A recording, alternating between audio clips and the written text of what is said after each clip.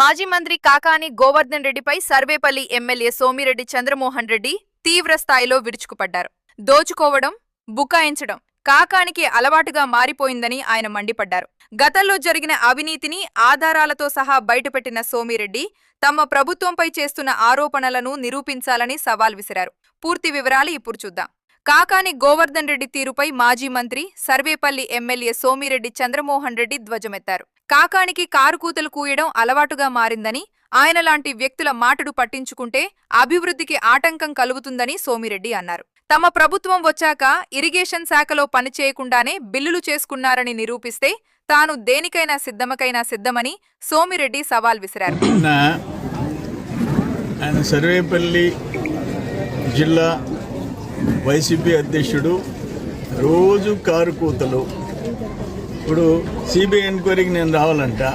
అయ్యా, నువ్వు నేను సంతకాలు పెడితే సిబిఐ ఎంక్వైరీ రాదు, అది కూడా తెలియదు. మళ్ళీ నువ్వు నాకు పాఠాలు చెప్తానంటావు. నువ్వేం చదువుకున్నావు నాకైతే అర్థం, ఎట్టొచ్చినావో నీకు డిగ్రీలు నాకు అర్థం కావడం. CBI enquiry central government, state government request చేయాలా, ఆర్ కోర్టులు ఆదేశించాలా, హైకోర్టులు కానీ సుప్రీంకోర్టు కానీ. అసలు ఎందుకయ్యా నువ్వు 5 ఏళ్లలో సర్వేపల్లిలో ఎంత దోచుకున్నావో డైరెక్ట్గా పట్టించాము. రుస్తుం మైన్ దగ్గర నుంచి అక్కడ టోల్ గేటు నీ కుటుంబ సభ్యులకి ట్రాన్స్ఫర్ అయిన అమౌంట్ నుంచి సాక్ష్యాలతో అక్కడ పెట్టాము. నువ్వు చేయలేదనేది అక్కడ పోయి కట్టల మీద రైతుల మధ్య నిలబడి 18 కోట్ల లాస్ట్లో దాదాపు 150 కోట్లు ఎత్తేసావు. 18,50,00,000 5 ప్యాకేజీలు చీఫ్ ఇంజనీర్ రిజెక్ట్ చేశాడు. ఫైల్ అంతా ఉంది. ప్యాకేజీలు వద్దు, ఏ పనికి ఆ పని పిలవమన్నారు. నువ్వు 18,50,00,000 5 ప్యాకేజీలు చేసి పని చేయకుండా బిల్లులు చేయించుకున్నావు.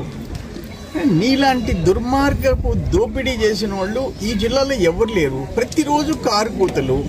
సర్వేపల్లికి శాంక్షన్ అయింది 16,70,00,000.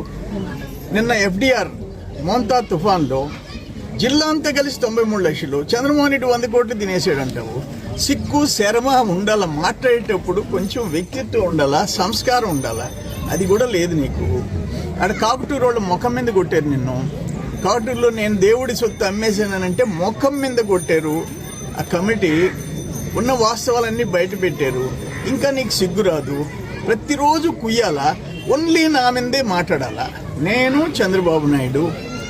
మరి జిల్లాలో 93 కోట్లు అయితే నేను 100 కోట్లు ఎత్తేసానంటావు.